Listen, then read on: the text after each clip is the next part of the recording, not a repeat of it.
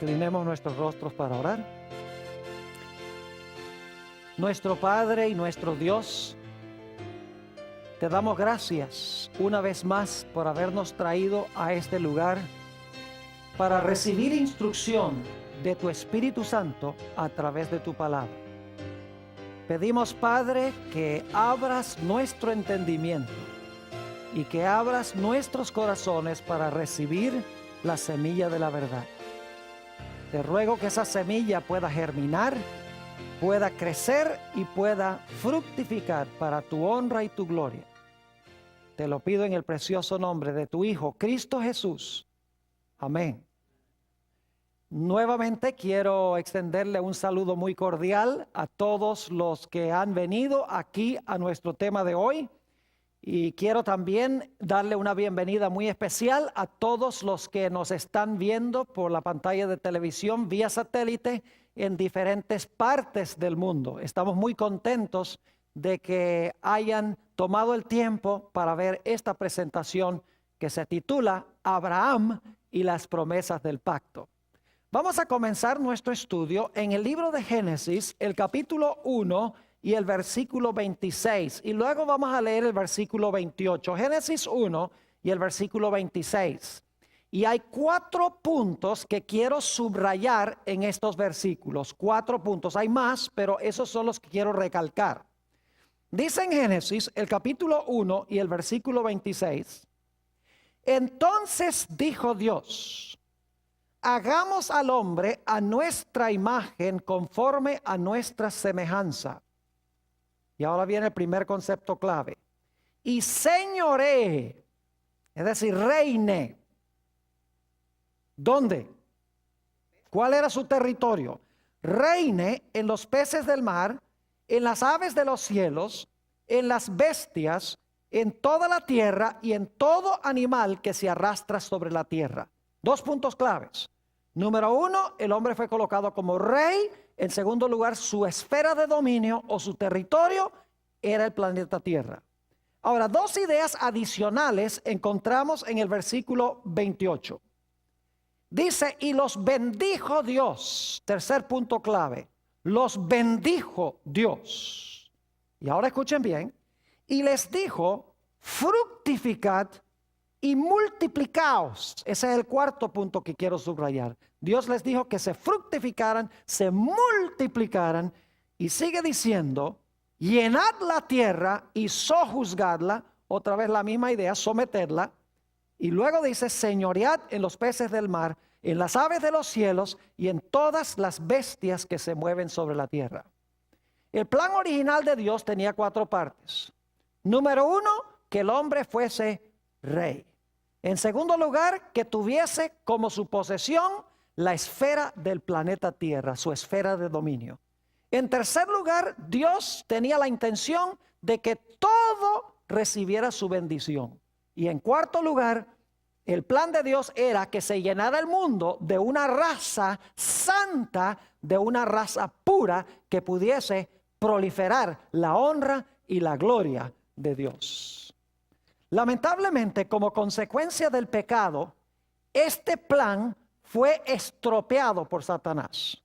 Noten lo que dice en el Evangelio según San Lucas, el capítulo 4 y el versículo 6. San Lucas, el capítulo 4 y el versículo 6. Aquí está Jesús en el monte de la tentación. Y el diablo viene y el diablo le hace una oferta a Jesús. Dice en el versículo 6, y le dijo el diablo, a ti te daré toda esta potestad y la gloria de ellos, porque a mí ha sido entregada y a quien quiero la doy. Fíjense que para este tiempo ya Satanás tenía dominio sobre los reinos de la tierra. Es decir, él había llegado a ser el rey y su esfera de dominio era el planeta Tierra, porque le había robado la posición y el territorio a Adán. Además de eso, si leemos el libro de Génesis, nos damos cuenta que no solamente perdió el hombre su posición como rey, no solamente perdió su territorio, la tierra, sino que nos dice que como consecuencia del pecado entró al mundo la maldición. 3 veces en Génesis 3 y 4 tenemos la palabra maldición. Lo cual significa que en vez de la bendición que Dios quería que la raza humana tuviera, ahora entró la maldición. Dios maldijo la tierra, Dios maldijo a la serpiente y Dios maldijo a Caín. En lugar de la bendición, la maldición. Y en lugar de llenarse la tierra de una raza santa, con el hombre proliferándose, multiplicándose y llenando la tierra, según Génesis 6, la tierra sí se llenó, pero se llenó de una raza inicua, de una raza corrupta. La raza humana necesitaba a alguien que pudiese recuperar los 4 elementos que se perdieron como consecuencia del pecado. El problema es, como hemos visto, no había nadie dentro de la raza humana que hubiese vencido completamente a Satanás para recuperar el trono, para recuperar el territorio, para recuperar la bendición y para recuperar la posibilidad de una muchedumbre que nadie puede contar, de gente santa y pía llenando el planeta Tierra. La raza humana necesitaba un redentor, alguien que recuperara lo que se había perdido. El problema es que no había nadie que pudiese hacerlo. Pero gracias a Dios que Dios le dio ciertas promesas a un hombre llamado Abraham, de quien estudiamos en nuestro último tema. Y es interesante notar que las promesas que Dios le hizo a Abraham eran los mismos elementos de los planes que Dios tenía originalmente para el hombre. Quiero que notemos las promesas que Dios le hizo a Abraham. Génesis, el capítulo 22 y el versículo 17. Génesis, el capítulo 22 y el versículo 17. Quiero que noten que Dios le hizo las mismas promesas a Abraham que estaban incluidas en el plan original de Dios para el hombre. Génesis 22, 17, Dios le dice a Abraham: de cierto de cierto te bendeciré y multiplicaré tu descendencia como ¿qué? Como las estrellas del cielo y como la arena que está a la orilla del mar. Y tu descendencia poseerá las puertas de sus ¿qué? Las puertas de sus enemigos. Ahora quiero que noten 3 ideas en este versículo. La primera idea es que Dios iba a bendecir a Abraham. La segunda idea que tenemos aquí es que Dios iba a multiplicar la descendencia de Abraham. Y en tercer lugar, notamos aquí que Dios iba a hacer posible que la simiente de Abraham, se usa la palabra descendencia en la versión del 60, pero en realidad en el original dice la simiente de Abraham iba a poseer las puertas de sus enemigos. Es decir, iban a tener dominio sobre sus enemigos. Ahora, otra cosa que Dios le prometió a Abraham, no solamente le prometió dominio, no solamente le prometió una descendencia innumerable, no solamente prometió la bendición, sino que Dios también le prometió la tierra. Noten lo que dice en el libro de Génesis, el capítulo 22 y el versículo 18. Génesis, el capítulo 22 y el versículo 18.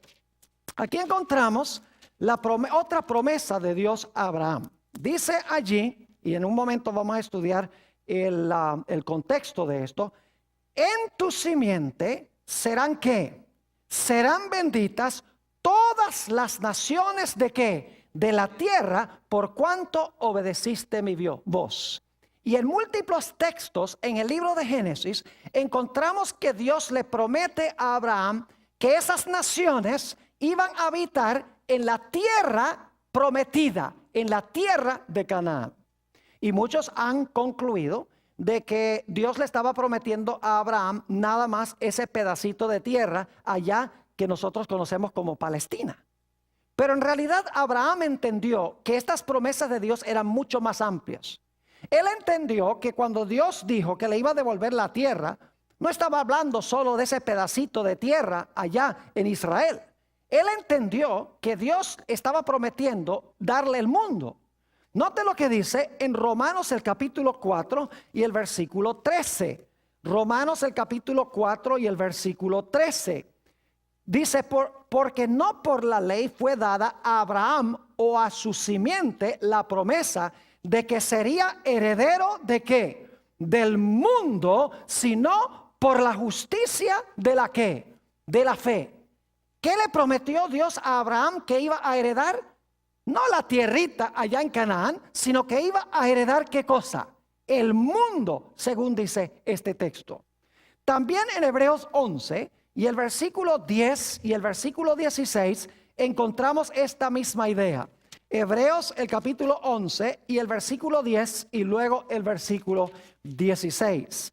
Dice en el versículo 10, hablando de Abraham, Isaac y Jacob, porque esperaba la ciudad que tiene fundamentos, cuyo arquitecto y constructor es ¿quién? Dios. Versículo 16, pero anhelaban una mejor, es decir, una patria mejor. Esto es, ¿qué cosa? Celestial. Por lo cual Dios no se avergüenza de llamarse Dios de ellos, porque les ha preparado una ¿qué? Una ciudad, y es una ciudad celestial. Yo pregunto entonces, ¿Abraham sabía que la promesa de la tierra involucraba mucho más que esa tierra de Israel allá en el Medio Oriente? Claro que sí, porque Dios le dijo, vas a heredar el mundo. Dios le dijo, vas a heredar una ciudad, no la Jerusalén terrenal, sino la ciudad celestial, cuyo constructor y artífice es Dios. Abraham también entendió que él no era el que iba a traer la bendición. Él también comprendió que él no era el que iba a ganar dominio sobre sus enemigos. Abraham también entendió muy bien de que él no iba a quitar la maldición. Abraham comprendió que era su simiente que iba a recuperar el trono, que iba a recuperar el territorio, que iba a recuperar la bendición y que iba a recuperar la posibilidad de una descendencia santa que nadie podía contar. Ahora, hay una historia muy interesante que tenemos en el libro de Génesis, el capítulo 22, que será el centro de nuestro estudio en el tema de hoy. Porque ilustra cómo a través de Abraham y su simiente, Dios iba a recuperar las 4 cosas que había incluido como el plan original de él para el ser humano. Génesis, el capítulo 22, habla de la historia del sacrificio de Isaac. Ahora quiero darles un poquito de trasfondo. Cuando esta historia se realiza, Abraham ya es un anciano, tiene 120 años. Y Dios se ha demorado en cumplir su promesa de darle un hijo a Abraham durante un largo trayecto de tiempo. Pero luego llegó el cumplimiento del tiempo y Abraham, el anciano de grande edad, podríamos decir, tuvo a Isaac su hijo. Nos dice en Gálatas el capítulo 4, que va a ser nuestro tema de estudio en el próximo tema, que Isaac nació por un milagro del Espíritu Santo. Se llama el hijo que nació según el Espíritu. Así que tenemos al anciano de grande edad. Cuando vino el cumplimiento del tiempo, después de una larga espera, envió a su hijo o tuvo a su hijo nacido por un milagro del Espíritu Santo. El niño creció obediente, un hijo ejemplar de su padre. Pero llegó un día en que Dios le hizo una petición terrible a este padre. Y eso es lo que vamos a estudiar en nuestro tema de hoy. Vayan conmigo a Génesis 22 y el versículo 2. El hijo de la promesa, imagínense ustedes, el hijo que tanto habían esperado. Y ahora Dios le hace un pedido aterrador a Abraham. Dice en el capítulo 22 y el versículo 1, por el contexto, dice, aconteció después de estas cosas, que probó Dios a Abraham y le dijo, Abraham, y él respondió, heme aquí. Y dijo, toma ahora tu hijo, tu único Isaac, a quien amas, y vete a tierra de Moria, y ofrécelo allí en holocausto sobre uno de los montes que yo te diré. Hay varias cosas de este versículo que quiero recalcar. En primer lugar, notamos que a Isaac se le llama el único hijo de Abraham. Dice, lleva a Isaac tu único. Lo interesante es que Isaac no era el único hijo de Abraham, porque Abraham tenía otro hijo que se llamaba Ismael. La palabra único que se usa aquí es la palabra hebrea yashid, que no significa único en términos numéricos, sino que significa tu hijo especial, el hijo único en su género. Como él no hay otro, en otras palabras, significa esa palabra único. Dice, toma tu hijo, tu único. Si ustedes leen Hebreos 11 y el versículo 17, y no lo vamos a leer ahora, ustedes van a darse cuenta, bueno, tal vez sería bueno leerlo. Hebreos 11, 17, se me ocurre que sería una buena idea. Hebreos 11 y el versículo 17 nos dice algo muy interesante en cuanto a Isaac. En Génesis dice que Isaac fue el único de Abraham. Ahora note lo que dice Hebreos 11 y el versículo 17, hablando de este hijo de Abraham. Dice, por la fe Abraham, cuando fue probado, ofreció a Isaac. Y el que había recibido las promesas, ofrecía a su ¿qué? A su unigénito. ¿Cómo se le llama a Isaac? El unigénito hijo. Ahora, esa no es la mejor traducción. Una mejor traducción sería, pues la palabra griega monogenes significa también único en su género.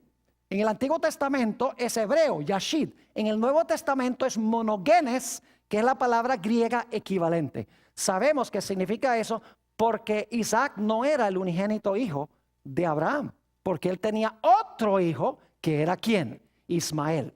Es decir, Isaac era el hijo especial, el único en su género. Como él no había ningún otro.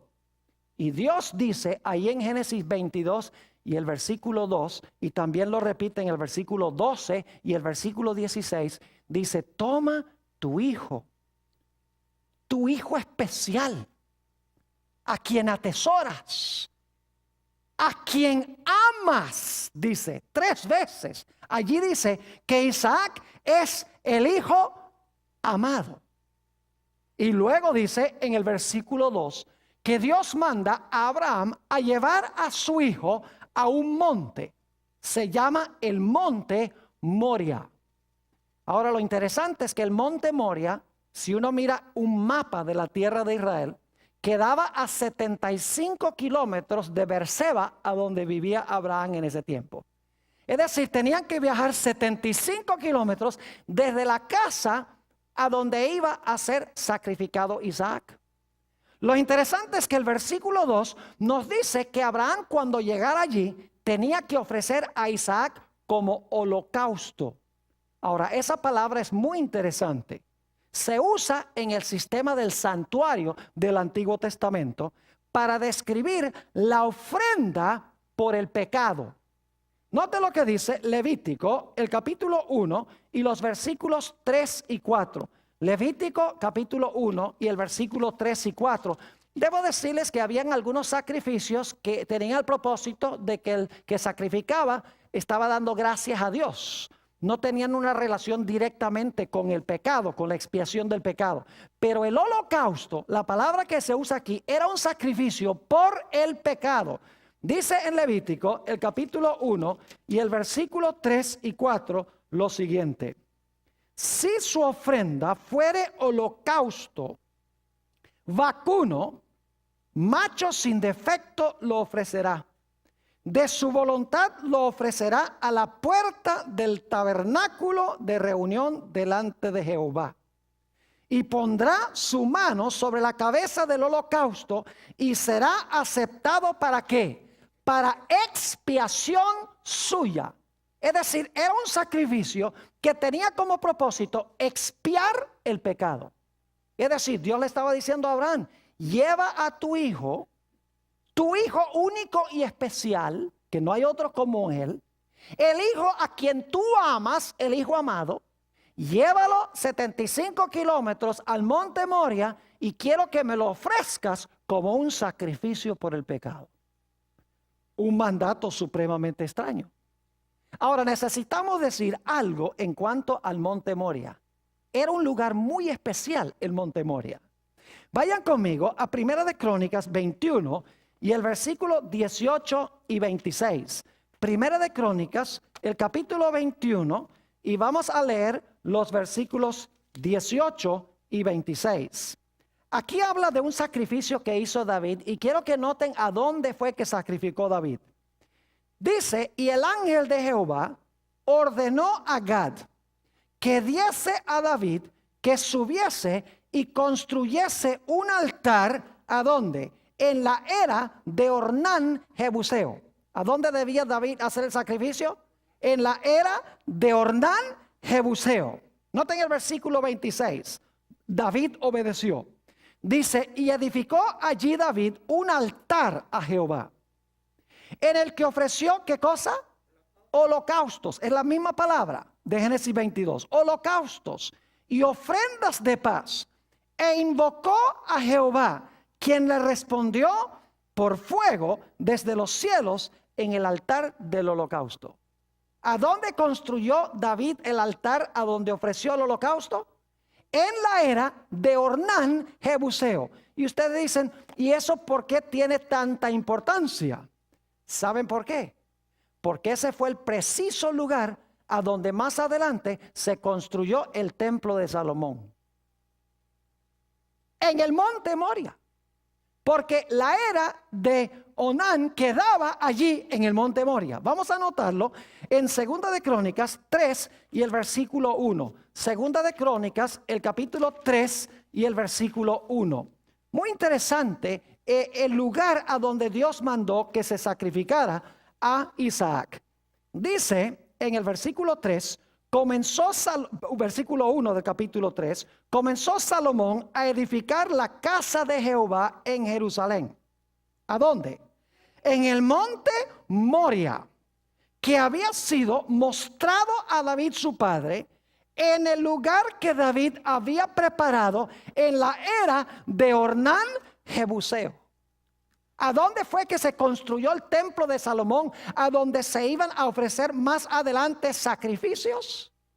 En el preciso lugar a donde se había ofrecido el sacrificio originalmente, a donde Abraham llevó a Isaac. Allí se construyó el templo de Salomón, a donde se hacían los sacrificios que representaban a Jesús, el Salvador del mundo. Ahora necesitamos continuar la historia. Vayan conmigo a Génesis 22 de nuevo y notemos algunos detalles más que encontramos en esta historia. Génesis el capítulo 22 y vamos a leer el versículo 3. Y Abraham se levantó muy de mañana y enalbardó su asno y tomó consigo 2 siervos suyos y a Isaac su hijo. Y cortó leña para el holocausto, ahí está otra vez la palabra, y se levantó y fue al lugar que Dios le dio. Y ahora escuchen con cuidado. Al tercer día, alzó Abraham sus ojos y vio el lugar que, y vio el lugar de lejos. Pregunta, ¿cuánto tiempo duró la agonía del padre, el sufrimiento del padre? Duró un periodo de 3 días. Y quiero que noten que dice aquí en el versículo 4, en la última parte, al tercer día alzó Abraham sus ojos y vio el lugar de lejos. Y luego dice en el versículo 5, entonces dijo Abraham a sus siervos, esperad aquí con el asno, y yo y el muchacho iremos hasta allí y adoraremos y volveremos a vosotros. Es decir, los que acompañaban a Abraham vieron el lugar de qué? Vieron el lugar de lejos. Porque cuando Abraham llegó allí, dice que vio el lugar de lejos, le dijo a los testigos que iban con él que se quedaran allí. Es decir, ellos estaban viendo el lugar a donde se iba a hacer el sacrificio de lejos. Ahora noten lo que sigue diciendo el versículo 6. Y tomó Abraham la leña del holocausto, escuchen bien, y la puso sobre Isaac, su hijo. ¿Qué cargó Isaac? La leña, la madera. ¿Quién puso la madera sobre él? Su propio padre. Quiero que note lo que dice la última parte del versículo. Y él tomó en su mano el fuego y el cuchillo, y fueron ambos, ¿qué? Juntos. ¿Quién llevaba los instrumentos de castigo? Abraham. Pero ¿quién cargaba la madera? Isaac. El madero colocado sobre Isaac, en otras palabras. Luego llegan al lugar especial, el versículo 7. Entonces habló Isaac a Abraham su padre y dijo: Padre mío. Escuchen la intimidad que tenía el hijo con el padre. Dice: Padre mío. Y él respondió: heme aquí mi hijo. Y él dijo: he aquí el fuego y la leña. Mas ¿dónde está el cordero para el holocausto? Es decir, ¿dónde está el cordero que va a morir por el pecado?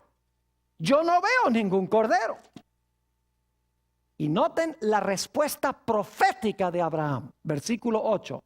Y respondió Abraham: Dios se proveerá de cordero para el holocausto, hijo mío. E iban juntos. Interesante que Abraham dijera: Dios se va a proveer un cordero para el holocausto. Un cordero que va a morir por el pecado. No te preocupes, Isaac. Y llegaron al lugar del sacrificio. Note lo que dice el versículo 9.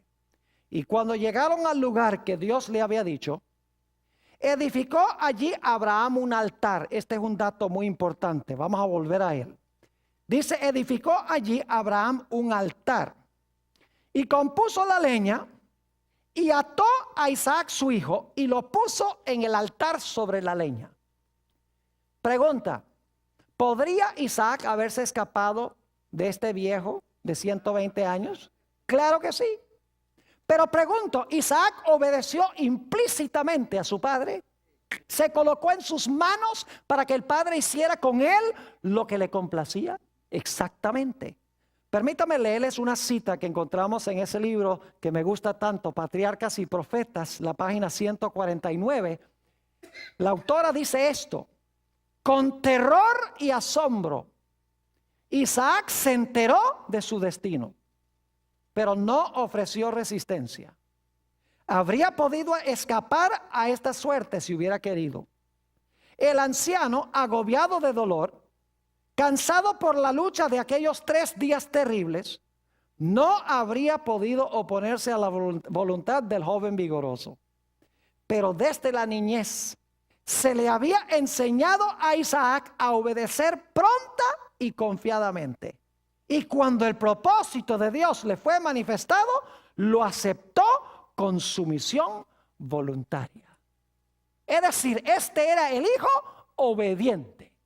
El hijo que dijo: Padre, hágase conforme a tu voluntad. No que sea como yo quiero, sino como tú. Era obediente a su padre. Así que lo coloca sobre la leña. Fíjese que Isaac ahora es colocado sobre la leña. Y ahora el padre, que tiene el fuego y que tiene el cuchillo, va a ejecutar la sentencia de muerte contra su hijo por el holocausto, por el pecado. Dice en el capítulo 22 y el versículo 10 estas palabras muy significativas. Génesis, el capítulo 22 y el versículo 10, cuando llegó el momento crítico para que se realizara el sacrificio, y extendió Abraham su mano y tomó el cuchillo para degollar a su hijo. Esa palabra degollar, escuchen bien, la misma que se usaba para lo que se hacía con el cordero. Es decir, ¿qué iba a hacer? Le iba a cortar la ¿qué? La garganta, como se hacía con los corderos. Y cuando Abraham levantó el cuchillo para hacer esto, el ángel de Jehová, la voz del ángel de Jehová lo detuvo. Versículo 11. Entonces el ángel de Jehová le dio voces desde el cielo y dijo: Abraham, Abraham. Y él respondió: heme aquí. Y dijo: no extiendas tu mano sobre el muchacho, ni le hagas nada, porque yo conozco que temes a Dios, por cuanto no me rehusaste tu hijo. ¿Tu qué? Tu hijo, tu único. Ahora escuchen lo que les voy a decir. Abraham, según esta historia, levantó un altar y colocó a Isaac sobre el altar e invocó el nombre de Jehová. Ahora, hay varios versículos que solamente voy a mencionar que son muy interesantes. Ustedes los tienen, creo que los tienen en su lista. Esa expresión, invocar el nombre de Jehová, es muy especial en el Antiguo y el Nuevo Testamento. La primera vez que se usa es en Génesis 4:26, a donde dice que Set y sus descendientes invocaron el nombre de Jehová.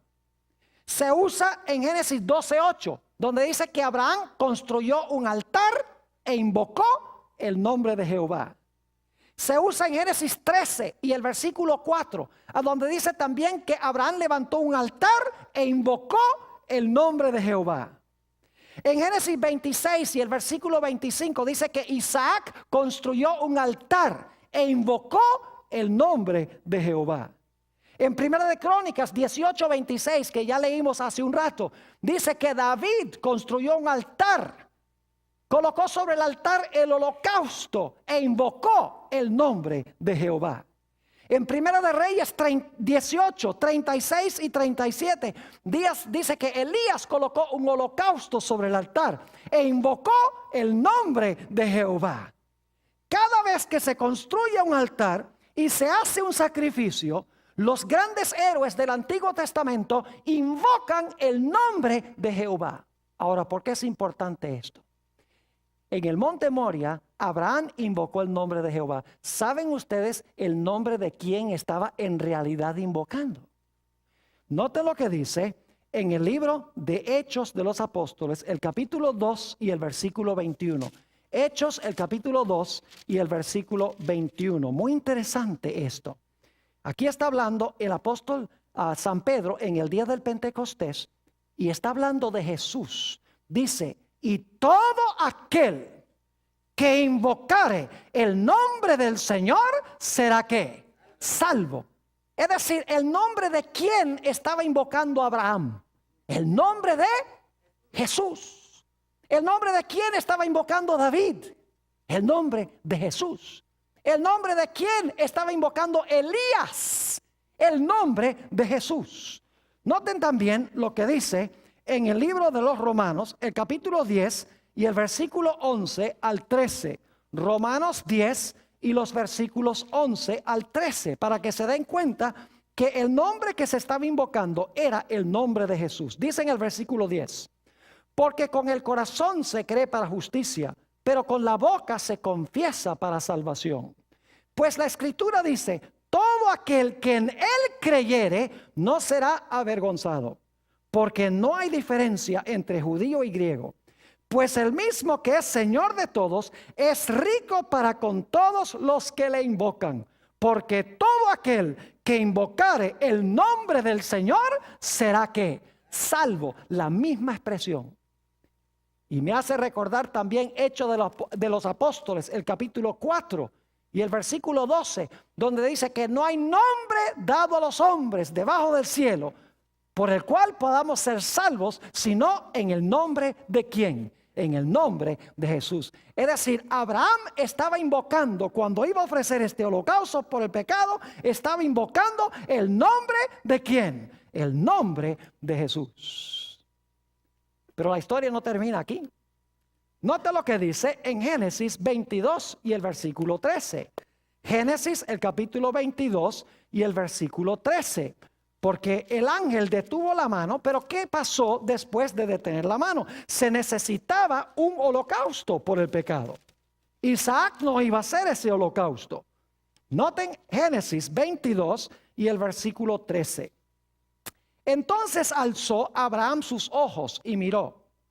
Y he aquí a sus espaldas un carnero trabado en un zarzal por sus cuernos.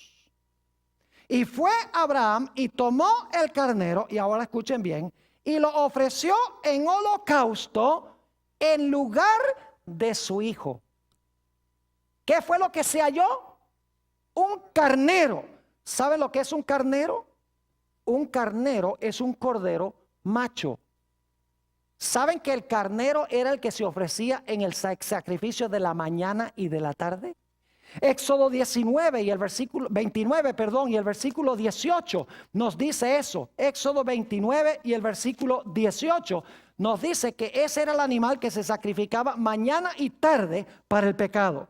Dice aquí, y quemarás todo el carnero sobre el altar. Es holocausto, y ahora escuchen bien, es holocausto de olor grato, no olviden eso. Es holocausto de olor grato para Jehová.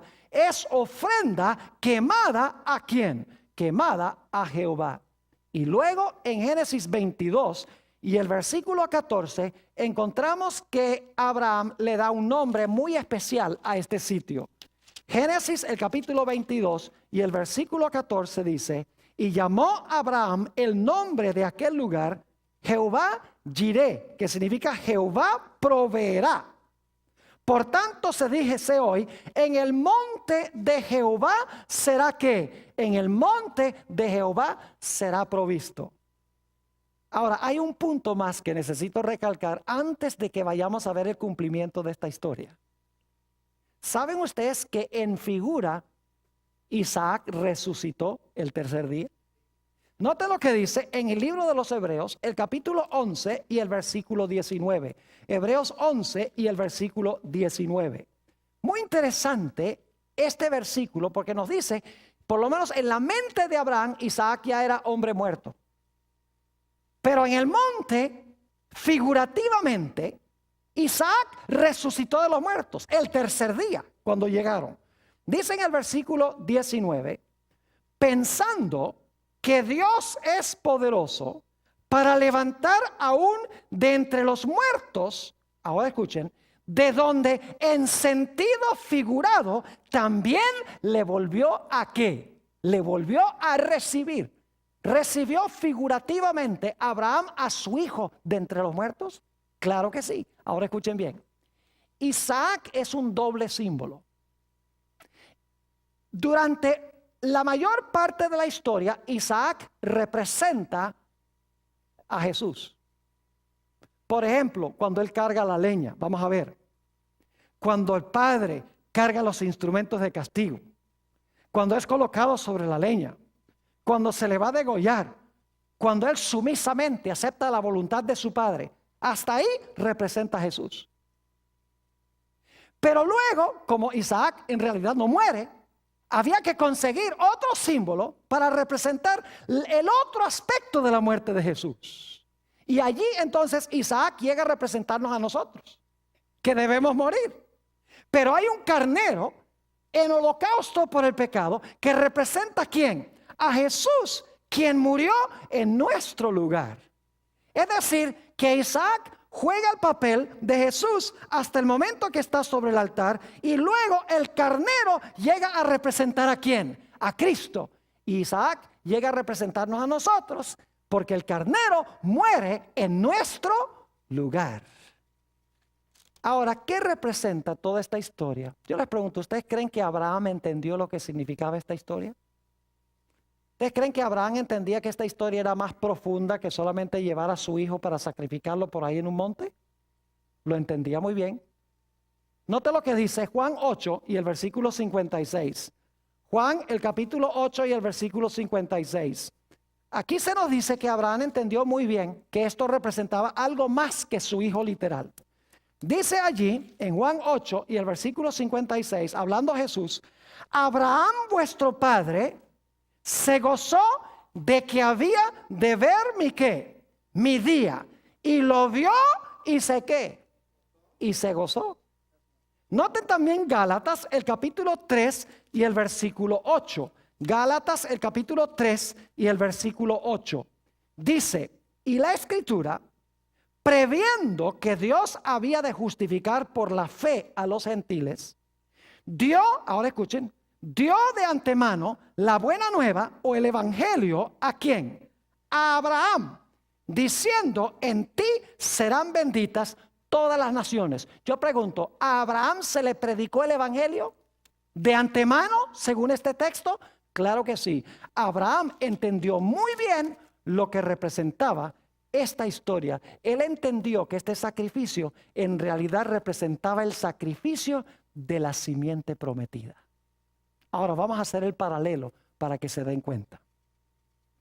Mateo el capítulo 1 y el versículo 18 nos dice que el Señor Jesucristo nació por un milagro del Espíritu Santo, igualito que Isaac. Dice que fue concebido. El nacimiento de Jesucristo fue así, estando desposada María, su madre, con José. ¿Qué pasó? Se dio cuenta que había concebido ¿de qué? Del Espíritu Santo. Es decir, así como Isaac era un hijo del milagro, Jesús, la simiente prometida, era también hijo ¿de qué? Hijo del milagro. Y así como Isaac era el hijo del anciano de grande edad, Jesús era el hijo del anciano de grande edad. Y así como Abraham tuvo que esperar mucho tiempo para que el hijo llegara, el mundo tuvo que esperar largo tiempo para que Jesús llegara. Pero cuando vino el cumplimiento del tiempo, Dios envió a su hijo. Lo interesante es que este hijo del anciano de grande edad, que nació por obra del Espíritu Santo como Isaac, en los evangelios se le llama el hijo amado. Por ejemplo, ¿ustedes recuerdan cuando el Señor Jesucristo fue bautizado? San Marcos el capítulo 1 y el versículo 11, San Marcos el capítulo 1 y el versículo 11, note lo que dice aquí en cuanto al bautismo de Jesús. San Marcos el capítulo 1 y vamos a leer el versículo, para el contexto, el versículo 9. Aconteció en aquellos días que Jesús vino de Nazaret de Galilea y fue bautizado por Juan en el Jordán. Y luego cuando subía del agua, vio abrirse los cielos y al Espíritu como paloma que descendía sobre él. Y vino una voz, ahora escuchen bien, de los cielos que decía: tú eres mi ¿qué? Mi hijo amado, en ti tengo complacencia. ¿Era Jesús el hijo amado como Isaac era el hijo amado? Claro que sí. Ahora ustedes conocen ese texto, ni siquiera hay que buscarlo. Juan 3:16. Porque de tal manera amó Dios al mundo, que ha dado a su hijo, ¿qué cosa? Unigénito. Pregunta, ¿era Isaac el hijo unigénito?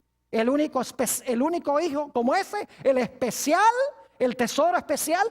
A Jesús se le da el mismo nombre que el nombre que tenía Isaac. Yo pregunto, ¿el Señor Jesucristo fue sacrificado en holocausto como olor agradable a Dios? Note lo que dice en el libro de los Efesios, el capítulo 5 y el versículo 2. Efesios, el capítulo 5 y el versículo 2. Hay toda una serie de paralelos acá. Dice en el versículo 2 lo siguiente: y andad en amor, como también Cristo nos amó, y se entregó a sí mismo por nosotros. Ahora escuchen bien: ofrenda y sacrificio a Dios, ¿en qué? En olor fragante. La mismita expresión que vimos en el Antiguo Testamento, como se describe el holocausto que se ofrecía por el pecado. Ahora yo pregunto, ¿por cuánto tiempo duró la agonía de Dios el Padre en los sufrimientos de Jesús? Duró por 3 días y 3 noches. San Mateo el capítulo 12 y el versículo 40 nos dice que Jesús estuvo en su agonía. Se expresa como el centro de la tierra. En realidad su agonía comenzó el jueves en la noche, por un periodo de ¿qué? De 3 días y 3 noches. ¿Cuánto tiempo agonizó Abraham en su viaje cuando iba a ofrecer a su hijo? 3 días, el mismo periodo de tiempo. Yo pregunto, ¿Jesús se colocó sumisamente en las manos de su Padre? Note lo que dice San Mateo, el capítulo 26 y el versículo 39. San Mateo, el capítulo 26 y el versículo 39. 3 veces Jesús elevó esta oración. Yendo un poco más adelante, se postró sobre su rostro, orando y diciendo: Padre mío. Es la misma expresión que usó Isaac, ¿sí o no? Padre mío, si es posible, pase de mí esta copa. Estaba hablando de la copa de su sufrimiento de la copa de la ira de Dios. Dice, pero no sea como yo quiero, sino como tú. Se colocó Jesús sumisamente en las manos de su Padre para que su Padre hiciese como Él quería con Él. Claro que sí. Ahora, ¿ustedes recuerdan que había testigos que vieron de lejos? Note lo que dice en San Marcos 15 y el versículo 40. San Marcos, el capítulo 15 y el versículo 40. Muy interesante, casi la expresión idéntica se usa para hablar de las mujeres que veían los sufrimientos de Jesús. Dice aquí, también había algunas mujeres. ¿Y luego qué dice? Mirando de lejos, entre las cuales estaban María Magdalena, María la madre de Jacobo el menor y de José y Salomé. Había testigos mirando de lejos. La mismita expresión que vimos en Génesis, el capítulo 22. Yo pregunto, ¿quién llevó el madero? ¿Jesús cargó el madero? ¿Cargó la madera? ¿Sobre el cual fue colocado? ¿Sobre la cual fue colocado? Claro que sí. Note lo que dice San Juan 19 y el versículo 17. San Juan 19 y el versículo 17. Tenemos toda una tipología aquí en esta historia. Dios nos está tratando de decir que lo que le mostró a Abraham fue el evangelio de Jesús. Abraham entendió que toda esta historia era una ilustración de Cristo, el que iba a recuperar lo que el hombre perdió originalmente, las 4 cosas del plan original de Dios. Dice en San Juan 19 y el versículo 17 lo siguiente: y él, cargando su ¿qué? Su cruz, salió al lugar llamado de la calavera, y en hebreo Gólgota. Y la Biblia dice que la cruz era un madero. ¿Quién cargó la madera? La madera la cargó Jesús. Pero yo pregunto, ¿quién llevaba los instrumentos de castigo? ¿El castigo de quién sufrió Jesús? Sufrió el castigo de su propio Padre. Note lo que dice Isaías 53 y el versículo 4 y 5. Isaías 53 y el versículo 4 y el versículo 5. Dice aquí: ciertamente llevó Él nuestras enfermedades y sufrió nuestros dolores. Y ahora escuchen: y nosotros le tuvimos por azotado, por herido ¿de quién? De Dios y abatido. ¿Quién lo hirió a Jesús? Su propio Padre. Lo mismo que iba a suceder ¿con quién? Con Isaac. Su propio padre lo iba a degollar. Versículo 5: mas Él herido fue por nuestras rebeliones, molido por nuestros pecados. El castigo de nuestra paz fue sobre Él, y por su llaga fuimos nosotros ¿qué? Curados. Yo pregunto, ¿Jesús sufrió en nuestro lugar? Como el carnero sufrió en lugar de Isaac. Claro que sí. Nos dice que Él sufrió nuestros dolores. Él llevó nuestro castigo. El castigo de nuestra paz fue sobre Él. Y dice que fue azotado y herido ¿de quién? Herido de su propio Padre. En 2 Corintios 5, 21 dice: el que no conoció pecado, Dios le hizo pecado, como sucedió con ese carnero, para que nosotros pudiésemos ser hallados justicia de Dios en Él. ¿Qué día resucitó Isaac de los muertos en figura? Lo leímos en Hebreos 11, 19. ¿Cuál día? El tercer día. ¿Qué día resucitó Jesús? Note lo que dice 1 Corintios 15 y el versículo 3 y 4. 1 Corintios, el capítulo 15 y el versículo 3 y el versículo 4. ¿Qué tipología tan interesante esta? Dice en el versículo 3: porque primeramente os he enseñado lo que asimismo recibí. Y luego dice que Cristo murió por nuestros pecados conforme a las Escrituras, y que fue sepultado y que resucitó ¿cuándo? Al tercer día conforme a las Escrituras. ¿De dónde creen ustedes que viene esa referencia de las Escrituras que iba a resucitar el tercer día? Dice conforme a las Escrituras del Antiguo Testamento. Tiene que ser la historia de Génesis 22. Porque ahí dice que figurativamente Isaac ¿qué? Isaac resucitó de los muertos. Note lo que dice Romanos 8 y el versículo 32. Romanos el capítulo 8 y 32. Aquí nos dice que como Abraham levantó su mano contra su propio hijo, Jesús también lo hizo para nuestro bien, para salvación nuestra. Dice en el versículo 32, el que no escatimó a su propio Hijo, sino que lo entregó por todos nosotros, ¿cómo no nos dará también con Él todas las cosas? Ahora yo pregunto, ¿quién es el centro de esta historia? ¿Abraham? ¿Isaac? No. El centro de esta historia es ¿quién? Es Cristo Jesús. Abraham entendió, vio el día de Jesús. Abraham entendió que la clave aquí era la simiente y no Israel ni él. Claro que sí. Abraham entendió que él no iba a traer la bendición. Abraham entendió que él no iba a recuperar el trono. Abraham entendía que él no iba a recuperar la tierra. Abraham entendía que de él no iba a venir una multitud de gente redimida, de gente santa que nadie puede contar. Él sabía que solamente él era el instrumento para traer al mundo, ¿a quién? Para traer al mundo el Mesías prometido. Note lo que dice Gálatas el capítulo 3 y el versículo 16 sobre esto. Gálatas el capítulo 3 y el versículo 16. Aquí nos dice en cuanto a la simiente prometida lo siguiente. Ahora bien, a Abraham fueron hechas las promesas y a su simiente. No dice y a las simientes como si hablase de muchos, sino como de uno, y a tu simiente, la cual es ¿quién? Cristo. ¿Quién era el que iba a recuperar todo lo que se perdió? Era la simiente de Abraham, que no eran muchos, sino que era solamente ¿qué? Era solamente uno, y ese uno es ¿quién? Cristo Jesús. Ahora voy a sintetizar brevemente de las Escrituras quién y cómo se van a cumplir las promesas originales que Dios le hizo al hombre. Recuerden que las 4 promesas originales eran: en primer lugar, vas a reinar. En segundo lugar, la tierra va a ser tuya. En tercer lugar, la bendición. Y en cuarto lugar, una descendencia que llene la tierra de una raza santa, de una raza pura.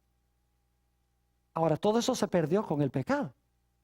Pero ¿quién lo iba a recuperar? La simiente de Abraham. Le voy a dar solamente los versículos, ustedes los tienen allí en la lista. En Lucas 1, 71 al 73 dice que cuando Jesús nació para crear dominio sobre sus enemigos. Y está hablando primordialmente de los enemigos espirituales. Y en Daniel el capítulo 7, 26 y 27 nos dice que cuando termine la historia del pecado, Jesús recibirá el reino y dará el reino a los santos del Altísimo. Es decir, Jesús recuperará el reino que perdieron Adán y Eva. Ahora yo pregunto, ¿quién es el que va a recuperar la tierra como nuestra posesión? No cabe duda de que es ¿quién? De que es Jesús. La Biblia dice, los santos tomarán ¿la qué? La tierra por heredad. ¿Quién ha preparado la ciudad a donde van a habitar los hijos de Dios? Dice, porque Dios les ha preparado ¿qué? Ciudad. ¿Quién es el que recupera la tierra para el hombre, para devolvérselo al hombre? No fue Abraham, Abraham pecó, es Jesús, quien es el constructor de la ciudad de la Nueva Jerusalén. Yo pregunto, ¿quién es el que va a traer de nuevo la bendición? Es Jesús. En Apocalipsis 22 y el versículo 3 dice que en la tierra nueva no habrá más maldición. ¿Y saben por qué? Porque el Señor Jesucristo quitó la maldición por su muerte en la cruz. Note lo que dice Gálatas el capítulo 3 y el versículo 13 y 14. Gálatas el capítulo 3 y el versículo 13 y 14. Dice aquí en el versículo 13, Cristo nos redimió de la ¿qué? De la maldición de la ley. ¿Y cómo lo hizo? Hecho por nosotros maldición. Es decir, murió en nuestro lugar. Porque está escrito, maldito todo el que es colgado en un madero. Para que en Cristo Jesús, no en Abraham, para que en Cristo Jesús la bendición de Abraham alcanzase a los gentiles a fin de que por la fe recibiésemos la promesa del Espíritu. ¿Quién quitó la maldición? Fue Jesús.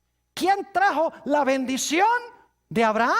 La trajo Cristo Jesús.